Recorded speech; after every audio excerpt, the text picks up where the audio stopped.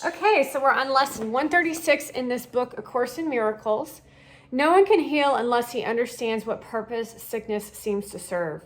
For then he understands as well its purpose has no meaning. Being causeless and without a meaningful intent of any kind, it cannot be at all. When this is seen, healing is automatic. It dispels this meaningless illusion by the same approach that carries all of them to truth and merely leaves them there to disappear. Sickness is not an accident. Like all defenses, it is an insane device for self-deception.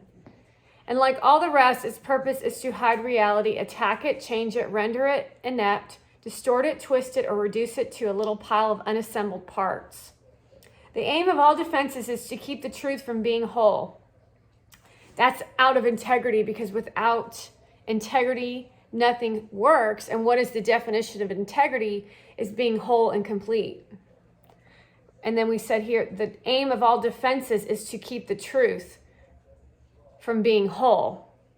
The parts are seen as if each one were whole within himself. Defenses are not unintentional, nor are they made without awareness. They are secret magic wands you wave when truth appears to threaten what you would believe. They seem to be unconscious, but because of the rapidity with which you choose to use them in that second, even less in which the choice is made, you recognize exactly what you would attempt to do and then proceed to think that it is done. Who but yourself evaluates a threat, decides escape is necessary, and sets up a series of defenses to reduce the threat that has been judged as real? All this cannot be done unconsciously, but afterwards your plan requires that you must forget you made it, so it seems to be external to your own intent. A happening beyond your state of mind, an outcome with a real effect on you instead of one affected by yourself. It is this quick forgetting of the part you play in making your reality which makes defenses seem to be beyond your own control. But what you have forgot can be remembered, given willingness to reconsider the decisions, which is doubly shielded by oblivion. Your not remembering is but the sign that is decision still remains in force as far as your desires are concerned.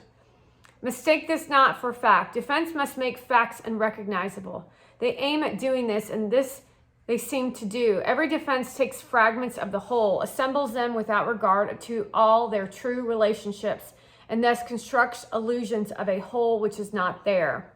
It is this process which imposes threat and not whatever outcome may result. When parts are wrested from the whole and seen as separate and wholes within themselves, they become symbols standing for attack upon the whole, successful in effect and never to be seen as whole again. And yet you have forgotten that they stand but for your own decisions of what should be real, to take the place of what is real. Sickness is Sickness is a decision. It is not a thing that happens to you quite unsought, which makes you weak and brings you suffering. It is a choice you make, a plan you lay when for an instant truth arises in your own deluded mind, and all your world appears to totter and prepare to fall. Now you are sick. Now are you sick that truth may go away and threaten your establishments no more? How do you think that sickness can succeed in shielding you from truth? Because it proves the body is not separate from you, and so you must be separate from the truth. You suffer pain because the body does, and in this pain are you made one with it? Thus is your true identity preserved in the strange haunting thought that you might be something beyond this little pile of dust, silenced and stilled. For see, this dust can make you suffer, twist your limbs, and stop your heart, commanding you to die and cease to be. Thus is the body stronger than the truth, which asks you live, but cannot overcome your choice to die. And so the body is more powerful than everlasting life, heaven more frail than hell, and God's design for the salvation of his Son opposed by a decision stronger than his will. His Son is dust, the Father incomplete, and chaos sits in triumph on his throne. Such is your planning for your own defense, and you believe that heaven quails before such mad attacks as these, with God made blind by your illusions, truth turned into lies, and all the universe made slave to laws which your defenses would oppose on it. Yet who believes illusions but the one who made them up? Who else can see them and react to them as if they were the truth? God knows not of your plans to change his will. The universe remains unheeding of the laws by which you thought to govern it. And heaven has not bowed to hell nor life to death. You can but choose to think you die or suffer sickness or distort the truth in any way. What is created is apart from all of this defense. You can but choose to think you die or suffer sickness or distort the truth in any way. What is created is apart from all of this. Defenses are plans to defeat what cannot be attacked. What is unalterable cannot change, and what is holy, sinless, cannot sin. Such is the simple truth. It does not make appeal to might nor triumph. It does not command obedience nor seek to prove how pitiful and futile are your attempts to plan defenses which would alter it. It merely wants to give you happiness, for such its purpose is. Perhaps it sighs a little when you throw away its gifts, and yet it knows with perfect certainty that what God wills for you must be received. It is this fact which demonstrates that time is an illusion, for it lets you think that God has given you is not the truth right now, as it must be. The thoughts of God are quite apart from time. I love you, God. For time is but another meaningless defense you made against the truth, yet what God wills is here, and you remain as he created you.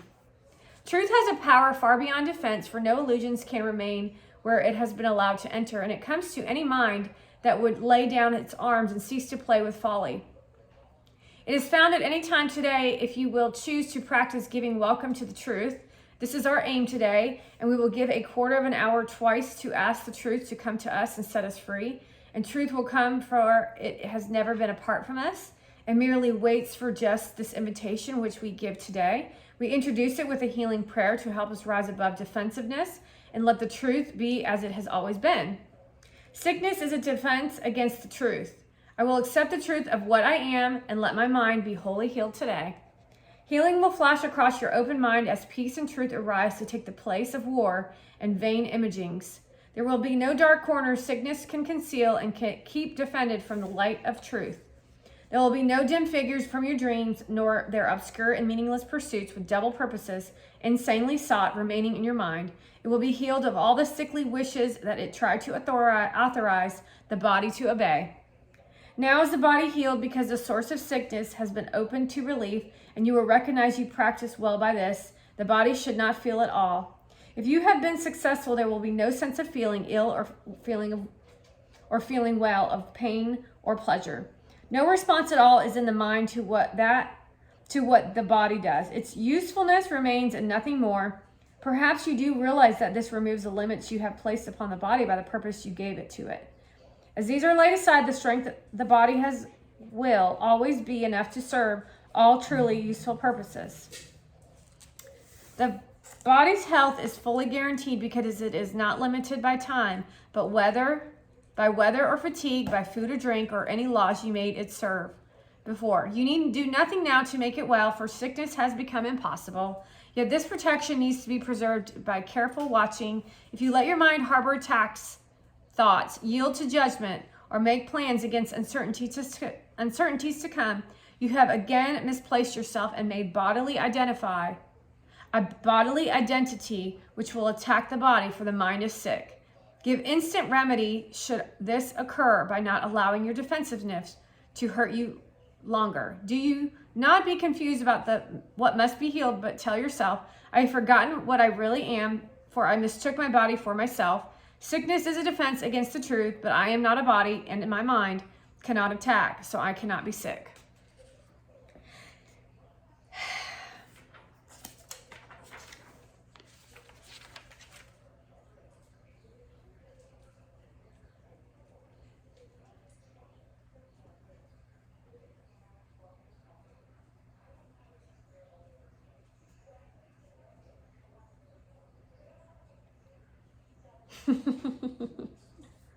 Y'all get it?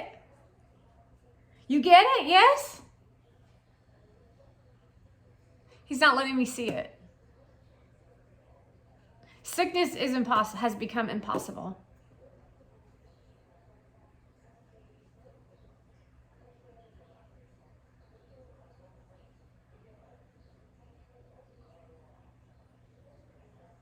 I need not do nothing now, so I guess what I'm going to do, I'm going to go sing some songs.